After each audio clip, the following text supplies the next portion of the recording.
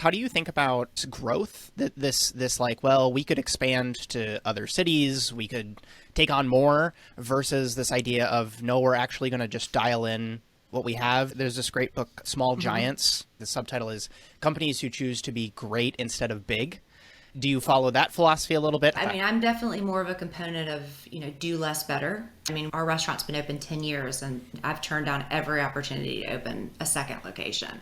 Now, I can't tell you that I would never do it. Would I open 10? No. I just feel that our model specifically is not really geared. It's just you lose your uniqueness. I used to tell people all the time, like, they're like, why don't you have a second one? I was like, well, there's only one of me.